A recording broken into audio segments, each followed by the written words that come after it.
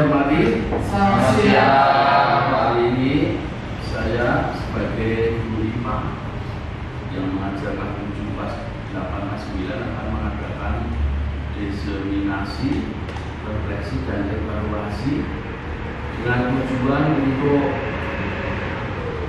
perbaikan dalam saya melakukan kegiatan pembelajaran di dalam kelas.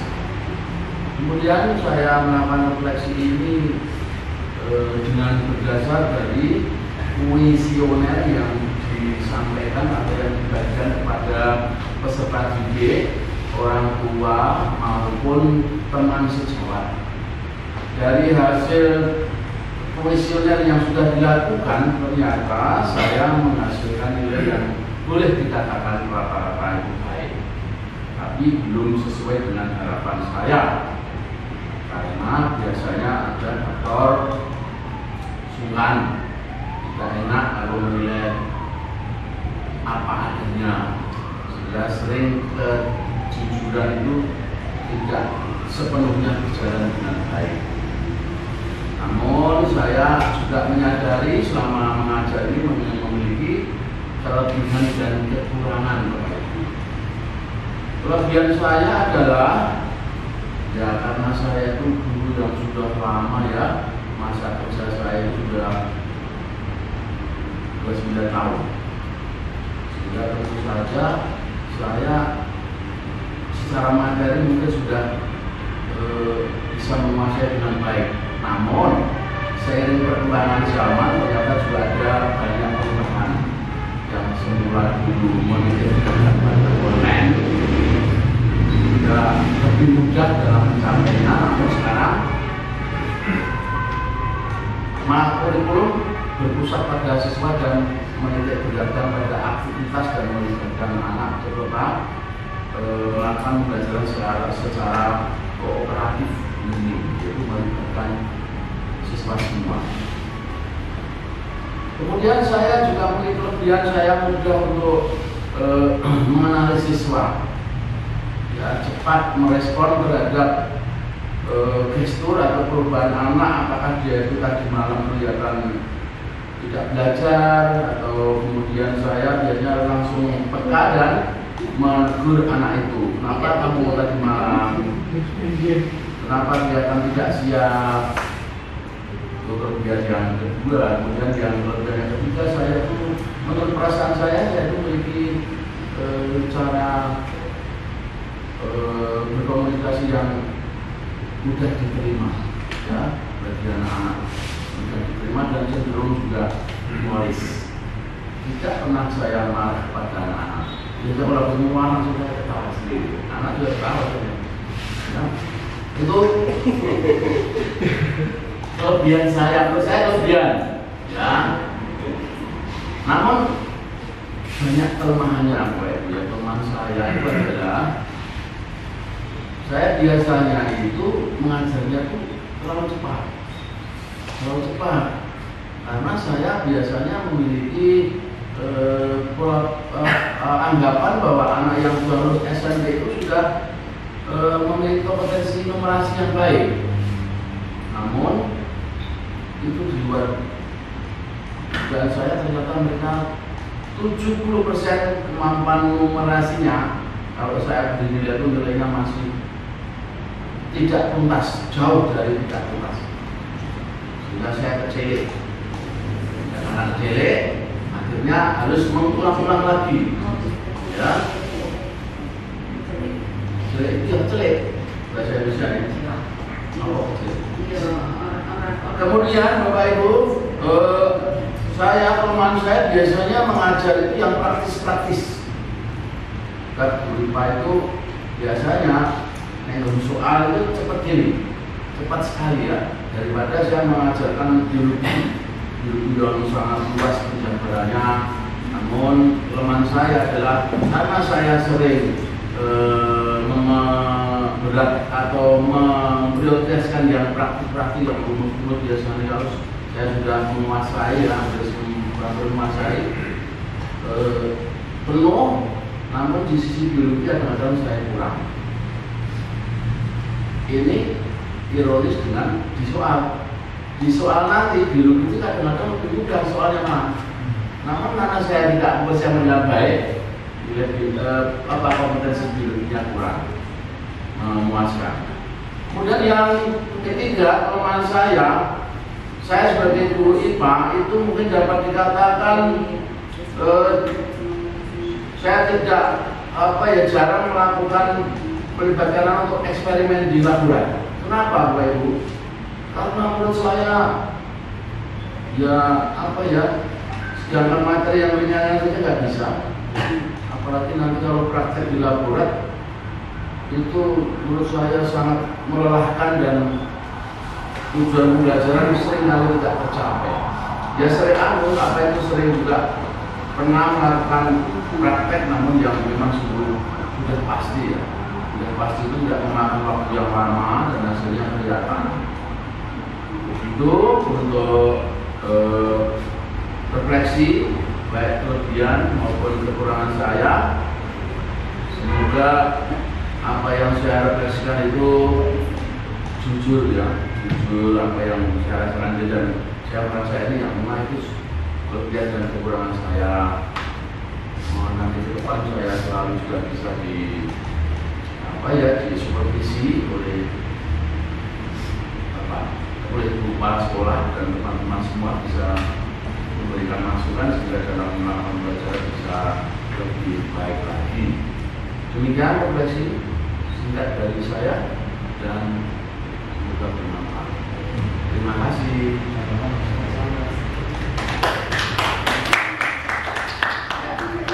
Ada pertanyaan? Boleh. Terima kasih. Tadi kan Pak Fendi, saya Pak Fendi menulis gue malah. Tapi tadi kan siswa itu, Pak Fendi itu mengajar terlalu cepat, tidak sesuai dengan kondisi siswa ya, karena menurut Pak Fendi kondisi siswa kita itu numerasinya kurang ya, bahkan dikatakan tidak lolos KKM. Iya. Nah, bagaimana mengatasi jenjang itu supaya waktu pembelajaran itu terjadi komunikasi yang baik, sehingga pembelajaran itu bersifat membangun dari sumber daya yang ada, bagaimana untuk mendapatkan hasil yang memuaskan. Oke, terima kasih Bu Supri. Pertanyaannya nggak salah yang saya tangkap sehubungan dengan kemampuan numerasi yang kurang dari yang ada, bagaimana yang dilakukan sehingga bisa pembelajaran bisa berjalan dengan baik. Satu, saya kerjasama dengan ibu guru matematika, ibu Francisca, dan kepala sekolah juga, dan saya sering mengingatkan dan mengajak untuk berkolaborasi. Ibu kita mengingatkan mereka bersama. Dan misalnya juga nanti sebelum pembelajaran saya melakukan tes diagnosis. Ya. Namun sebelum tes diagnosis sebelumnya juga kita sudah mengalihkan kali-kalian bagi-bagian dari 1 sampai 10 ya, perkalian bilangan 10 bawah 10 ya, bahkan banyak cara saya pelajari, namun kelihatannya ini susah juga ya, namun harus sabar. Saya kira itu menjadi keprihatinan bersama yang saya lakukan, yaitu bekerjasama dengan guru matematika untuk memberikan PR, meningkatkan kompetensi numerasinya. Dan yang kedua, saya sendiri membagi siswa itu antara anak yang sudah tuntas numerasi dan yang belum. Yang tuntas numerasi saya kasih soal pembagian biasanya. Yang belum itu saya kasih perkalian sederhana. Saat itu bisa, sesuk lupa lagi. Heran aku itu Pak itu harus sabar, jadi akhirnya harus sabar. Ya, depan saya kira begitu Bu Supri. Menurut jawaban yang saya beri. Yang lain.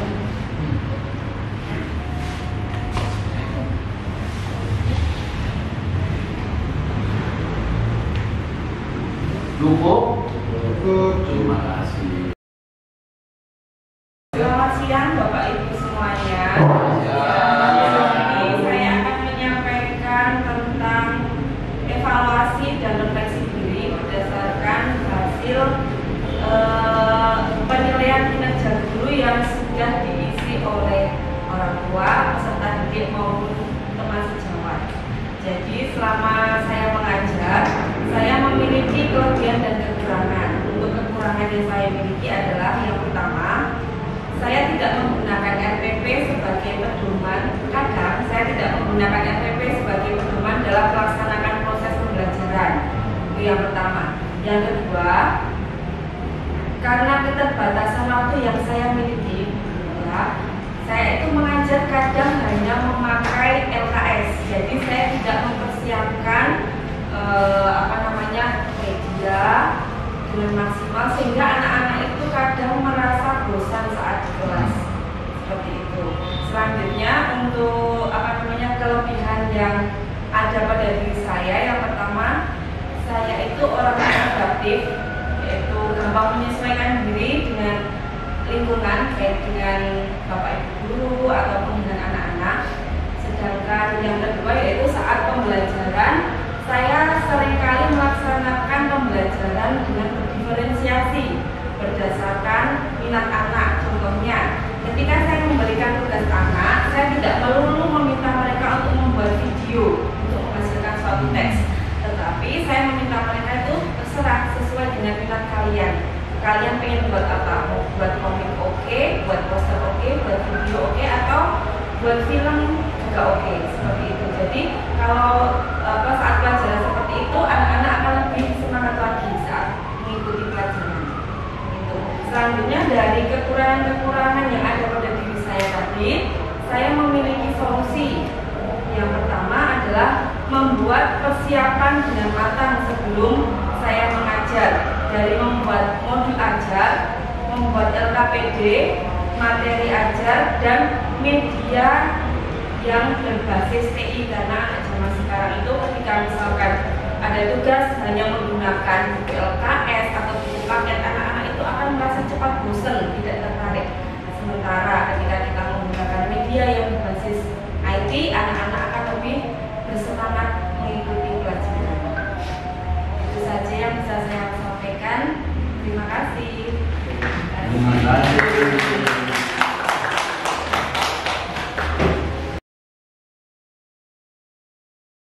Selamat siang Bapak Ibu guru dan teman-teman sekalian. Selamat siang. Baik, di sini saya akan menyampaikan dan hasil refleksi yang sudah saya lakukan. Ada pun beberapa kelebihan dan juga kekurangan yang saya ingin sampaikan dari hasil penilaian baik dari teman-teman sejawat dan juga orang tua serta murid.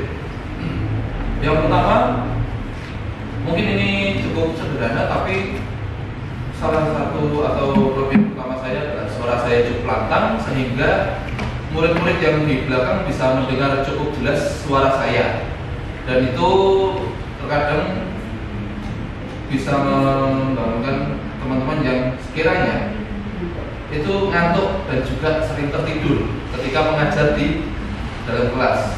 Itu pertama. Lalu yang kedua, mungkin hampir sama seperti Pak Bani, saya sedikit humoris, sehingga bisa menimbulkan suasana yang tidak terlalu tegang ketika proses pembelajaran berlangsung. Akan tetapi itu ternyata bisa menjadi kekurangan saya juga dalam mengajar, karena terlalu sering bercanda dengan murid dan malah pembahasan saya terkadang malah melebar ke hal-hal yang lain. Maka dari itu masukan dari Bapak Ibu guru, teman sejawat dan anak-anak serta orang tua, saya memperoleh masukan bahwa alangkah lebih baiknya jangan sampai terlalu meluas dalam materi ajar, agar materi inti atau bahan yang sudah saya siapkan tidak mubazir dalam menyampaikan pembelajaran di kelas. Nah, seringkali juga anak-anak merasa bosan ketika saya terlalu banyak cerita. Maka dari itu, adapun hal yang saya lakukan sebagai bentuk upaya saya dalam mengajar itu sedikit ice breaking.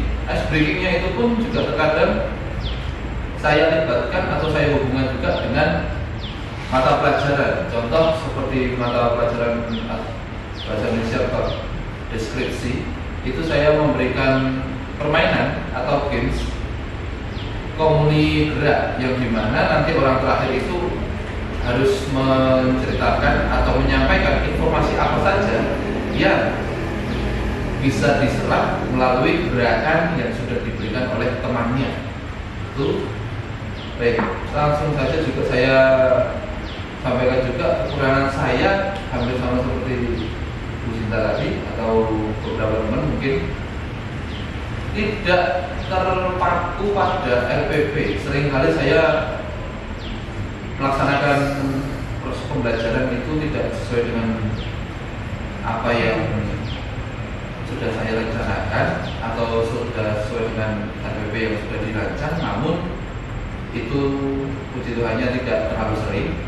Maka dari itu untuk kedepannya saya rasa akan saya olah lagi waktunya juga, dan juga pola saya mengajar agar materi yang saya sampaikan itu tidak selalu meluas dan bisa terpaku juga dalam RPP sehingga target saya bisa tercapai dalam mengajar itu. Lalu kemudian ada satu hal lagi yang mungkin bisa saya sampaikan adalah seringkali pengelolaan waktu saya dalam mengajar itu terlalu lama, yang sebenarnya bisa dilaksanakan dalam pertemuan 1 kali pertemuan 2 JP itu satu materi sudah selesai, tapi terkadang itu malah kebablasan atau seringkali tidak sesuai dengan apa yang sudah direncanakan dalam pengelolaan waktunya. Ini mungkin juga pengaruh dari pengalaman saya baru 2 tahun kurang dalam mengajar. Maka dari itu untuk masukan-masukan yang sudah diberikan oleh teman sejawat, orang tua dan juga murid-murid akan saya laksanakan agar proses pembelajarannya lebih baik lagi untuk kedepannya, agar tidak hanya baik untuk guru, untuk teman-teman tapi juga baik untuk siswa-siswi yang diberikan materi tersebut. Dari saya mungkin sekian itu saja. Terima kasih. Apabila ada salah kata saya minta maaf.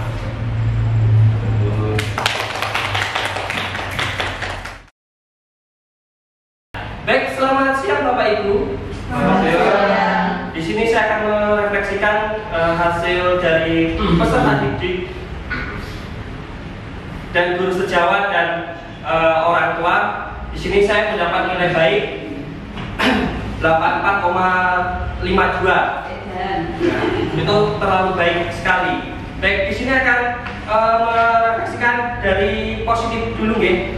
Di sini saya memiliki suara yang lantang, sehingga apa teman-teman semua itu yang biasanya di belakang itu tidak dengar menjadi dengar. Itu yang pertama. Terus yang kedua, saya itu suka bercerita atau humoris, bisa dikatakan humoris, bisa bercanda dengan anak-anak. Terus yang kedua itu saya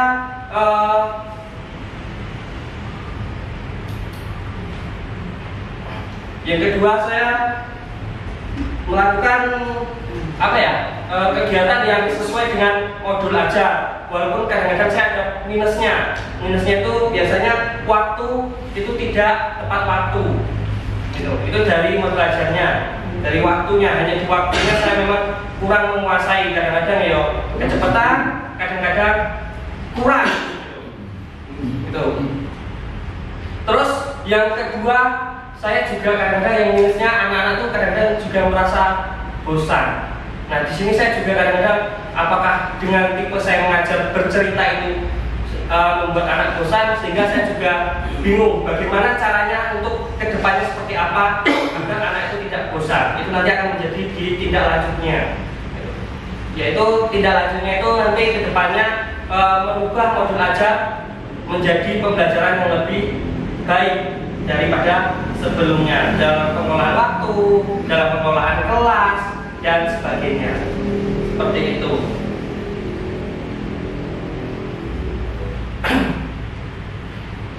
Baik, mungkin segitu saja refleksi dari saya. Mungkin ada kurangnya, karena kurangnya sangat banyak sekali. Itu.